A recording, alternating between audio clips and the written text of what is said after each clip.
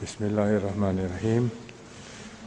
President of the Republic of Portugal, President of Parliament, Secretary General of the Council of Europe, government ministers and members of Parliament, President of the Portuguese Parliament's delegation to the Parliamentary Assembly of the Council of Europe, Chair of the Executive Committee of the North-South Centre, fellow laureate, Suzanne Jabour, Excellencies, ladies and gentlemen, it is a singular pleasure for me to be here with you and to tell you how deeply honored I am by this remarkable award.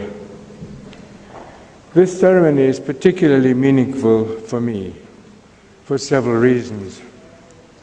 This award, first of all, has special significance because of who shares it, Madame Suzanne Jabour.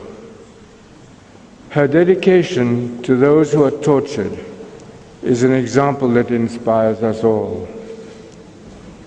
I know she will agree when I mention the list of those from both South and North who have received this award since 1995. It is a moving experience to have one's work recognized alongside theirs. In addition, of course, this prize has particular meaning because of those who organize it, the men and women of the North-South Centre of the Council of Europe, who contribute so much to advancing democratic citizenship in our world. The Arkan Development Network has been proud to join with the Centre in distinguished projects such as the annual Lisbon Forum held at the Ismaili Center. The significance of this award is also enhanced for me by the fact that it has been presented by the President of Portugal in the presence of so many eminent leaders and in this splendid parliamentary setting. The Ismaili Imamate and the Arkan Development Network have had a long, close relationship with Portugal, built on shared values. Over many centuries, Portugal has welcomed and integrated people of diverse cultures. It was here on the Iberian Peninsula that Al-Andalus flourished for so long as a model of effective pluralism, a home for Christian and Jewish peoples that was also part of an Islamic empire. This is surely an appropriate place for celebrating the values associated with this award. The North-South Prize affirms principles which have long been animated and sustained by the Arkan Development Network. Our work seeks in many ways to improve the quality of human life, in health, in education, in cultural and economic development. But our core conviction is that human progress depends on human cooperation, even across difficult lines of division. As I observe the world, I am struck by the insufficiency of well-informed debate, of richer dialogue, of deeper education in our quest to avoid human conflict. That insufficiency often plagues relations between the North and the South, and increasingly between the North and the Islamic world. Some have called this a clash of civilizations. I think it is essentially a clash of ignorances. What it means in any case is that institutions such as the North-South Centre have never been more important.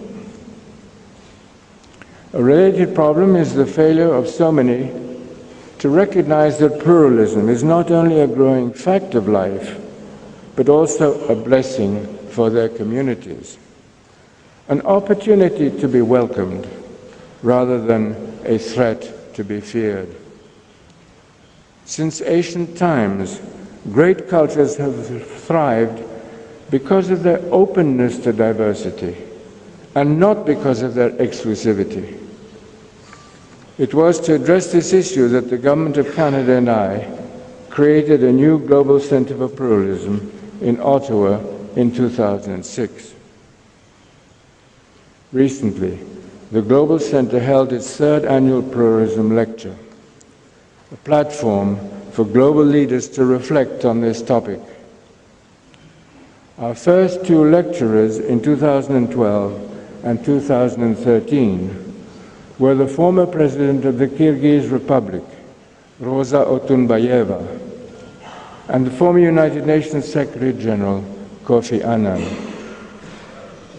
This spring, our guest lecturer was Antonio Guterres, United Nations High Commissioner for Refugees since 2005.